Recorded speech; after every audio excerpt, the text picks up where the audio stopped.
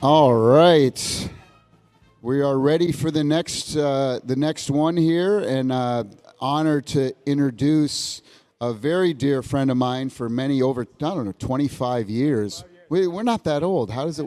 We must have met when we were 6. I got into this very, very early. Right? Yeah. You Yes. did too. I know. But a long time ago, we're about to hear San Kennedy, and it's being moderated by Amy Jo Kim, founder of Game Thinking. So, Amy Jo, I'll let you kind of right take over from here. I just need to grab my Here notes, she comes. which I put away mistakenly.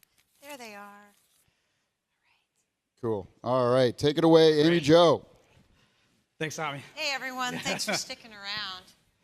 Yeah, last session of the day. Yeah, the few, the proud.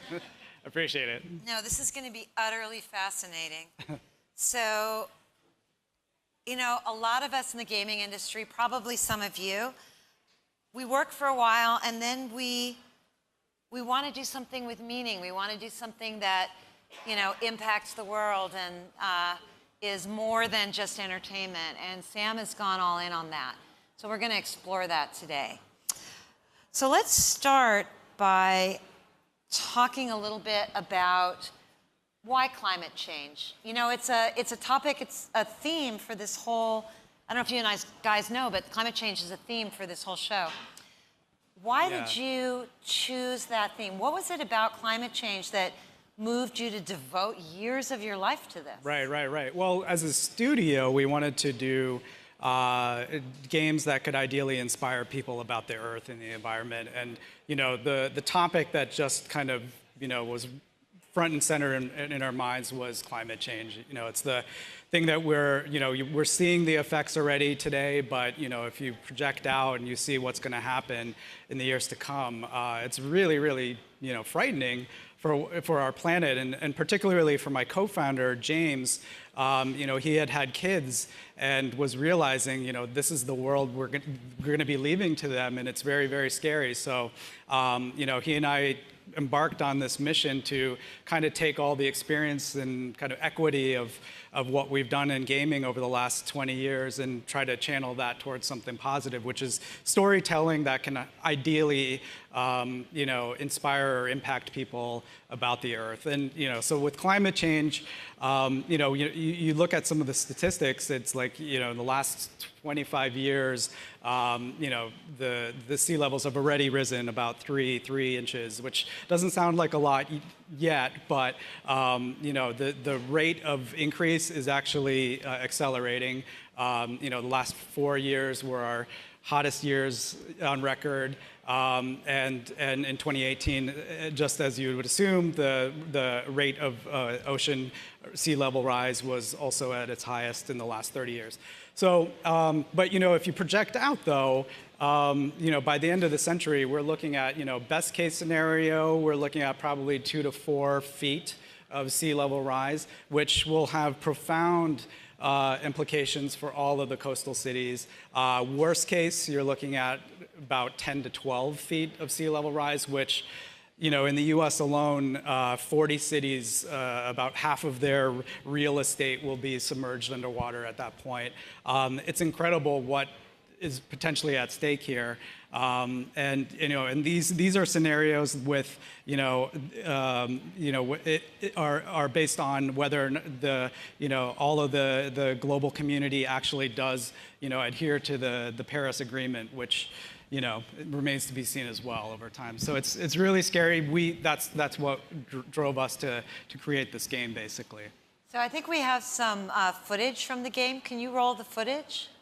Yeah, and maybe as context as it rolls, you know, the game is actually set in a distant future, or maybe not so distant future, where actually all the sea levels have risen, or the polar ice caps have melted, and in that scenario where the polar ice caps have completely melted, you're looking at potentially a sea level rise of 216 feet.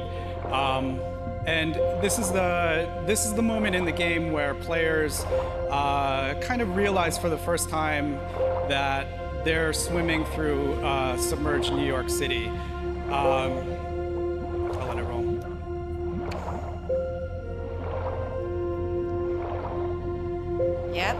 There she is. Yeah. So,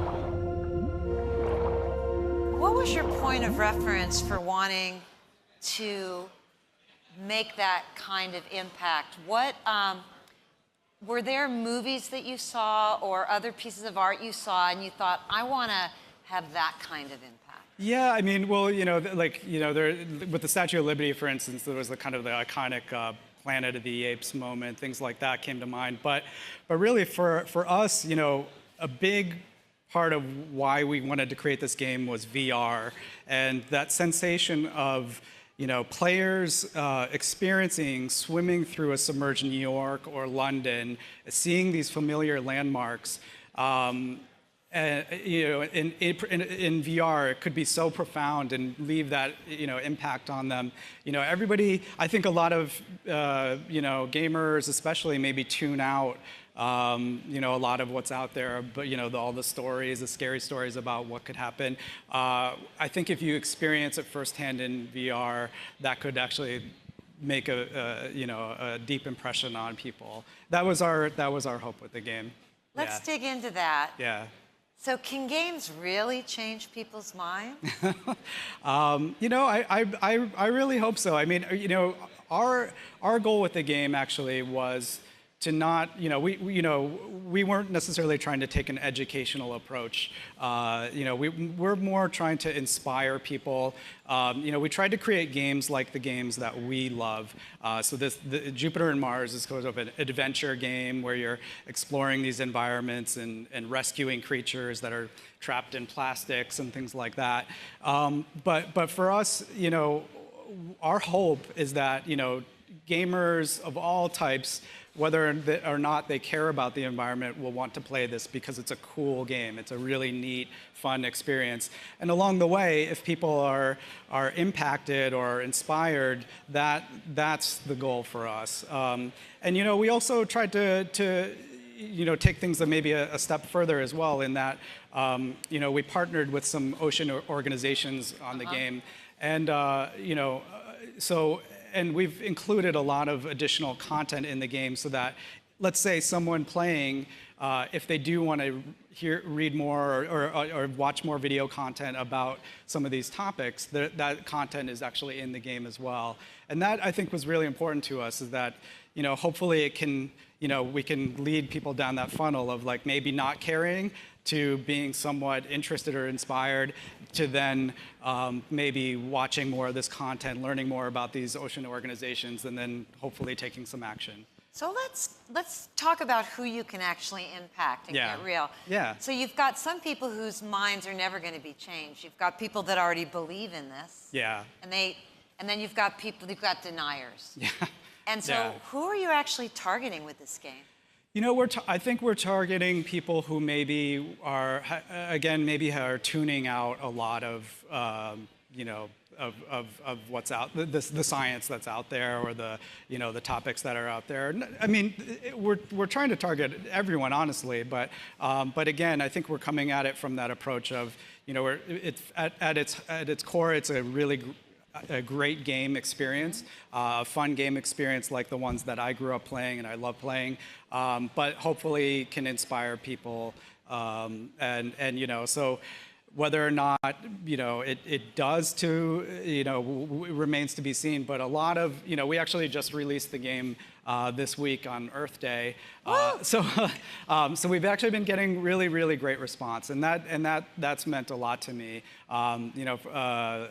Just yesterday we got a tweet from a father who actually said that he teared up when he watched some of the supplementary content from the ocean organizations with his son.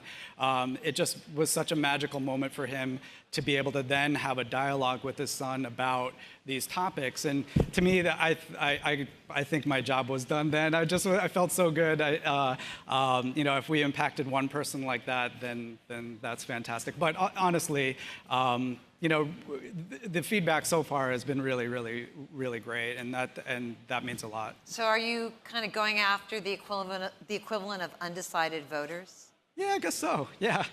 I guess you would say. I would think, I definitely would say that a lot of the great response that we get on the game is largely from people who do believe in the cause and the mission. In fact, actually, one thing I didn't mention is that we're actually donating some of our proceeds from the sales to ocean organizations, and that to a lot of people is meaningful as well. They can buy into the product with a good cause as well.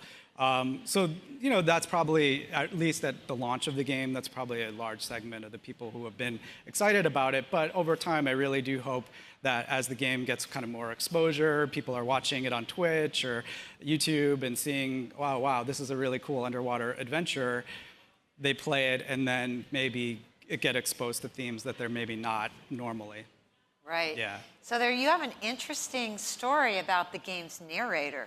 Yeah. And yeah. what happens when people get passionate about the topic. Tell us that. Yeah, exactly. So like I mentioned, we partnered with some ocean organizations on the game, and this was actually a little bit of a, an educational process because, trying to talk to ocean organizations who, maybe from their vantage point, a lot of what they see of video games is Call of Duty and Grand Theft Auto, and they were kind of like, why are these video game guys calling us up and wanting to do something? But I think one of the great companies that we partnered with was Sea Legacy, and it's founded by two National Geographic photographers. And you know what? They really did get what we were trying to do because their Sea Legacy, the way they work is that they try to really inspire people about the Earth and the environment and the inhabitants through social media and great photography. It's so powerful. So the imagery, they get the power of imagery, and I think for video games, it's almost that next, it's an extension of that, or even an evolution of that, where not only can we give people powerful imagery, but in the case of VR, we can actually put people into these settings. So Sea Legacy really did get behind the game, and they loved the story and what we were trying to do with it. So much so that Christina Mittermeier, the co-founder of Sea Legacy, she actually volunteered to do the narration for the game. And it's absolutely beautiful. She did such a fantastic job. And we actually originally had reached out to David Attenborough, who wrote us the most beautiful rejection letter, handwritten rejection letter you'd ever imagine. We actually have it framed in the office. Cool. And largely for him, it was that he wanted to kind of keep more of his work kind of grounded in today and absolute kind of realistic topics today. Our game is a little bit more fantasy. But in any case, our second choice ended up being beautiful in Christina's narration. So, yeah. So I think a lot of us, maybe some of you folks in the audience, imagined maybe someday creating a game about something like this that you care about, that you're really passionate about. Tell us a little bit about your journey going from working in the games industry to actually getting this thing shipped. Yeah. Congratulations. Thank you. This week, yeah. Give them a little round of applause. Thank you. Shipping.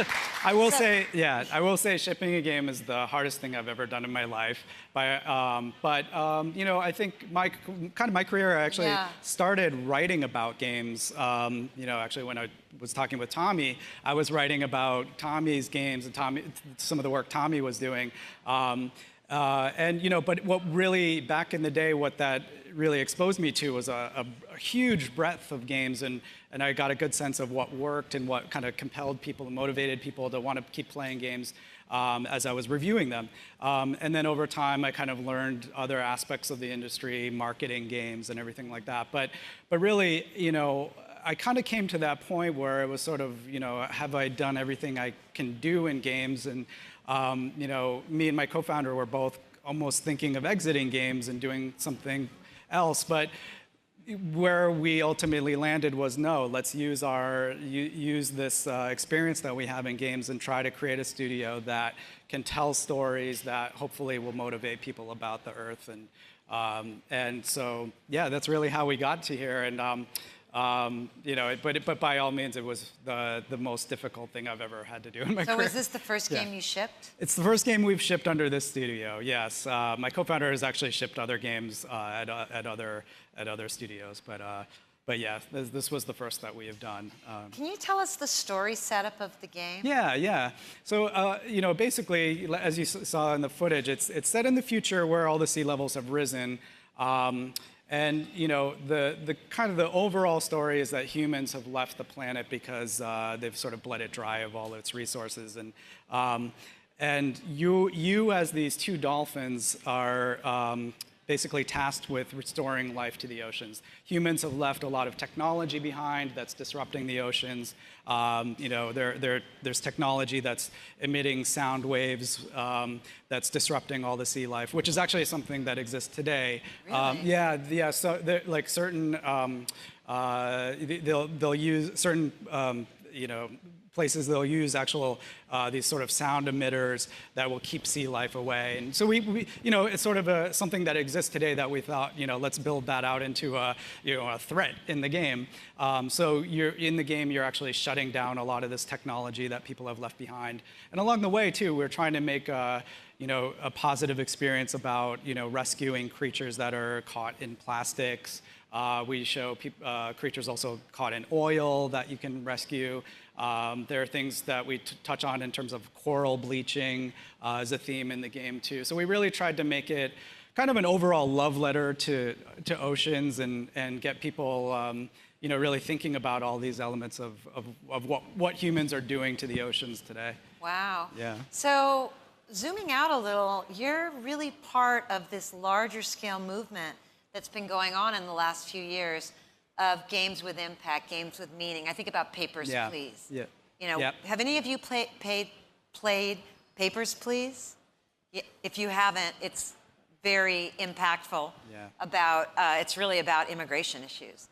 What are some of the other games that you're seeing out there that you found inspiring or that you sort of feel an affinity for, that you're part of this larger thing? Because that's really only been in the last 5 or 6 years that we've, and a lot of it's out of the indie movement. Yeah, absolutely. Well, actually, the one that I saw John's panel yesterday about his game Eco, that sounded really, really interesting to me too. John who? I'm blanking on his last name, but yes.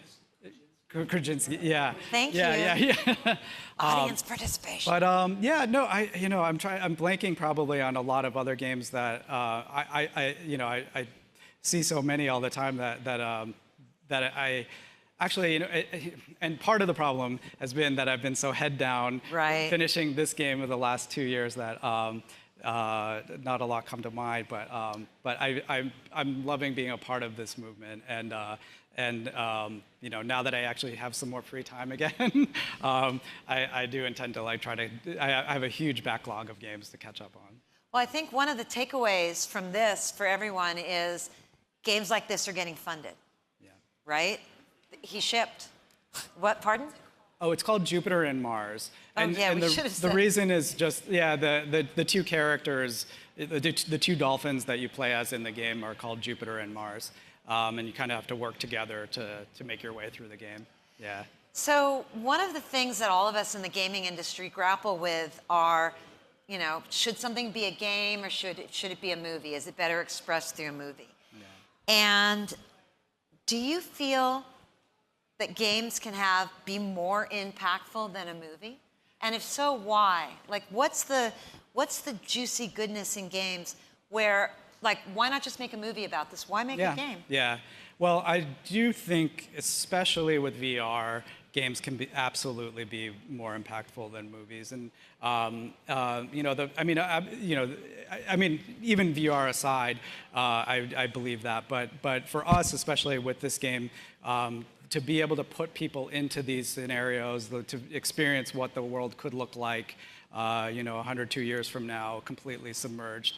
We felt that was the genesis of the game. Basically, if we could provide that, we felt that could be such a powerful experience. And I don't think a movie could replicate that feeling of truly swimming through a submerged New York like that, and also being able to firsthand rescue creatures that are trapped in plastic. You can watch it, but to do it and feel that I mean, it's in the game. It's still a video game, and you still see the the happy feedback from the characters when you rescue them and everything like that. But I do think that, especially for a younger generation to experience that sensation of I'm actually going swimming through the oceans and saving turtles trapped in plastic, I think that's really powerful. That makes me want to play it. Yeah, no. Very much that. So just to recap a little, so the rescue mechanic, which we know from many games, Ico. Anyone here played Ico?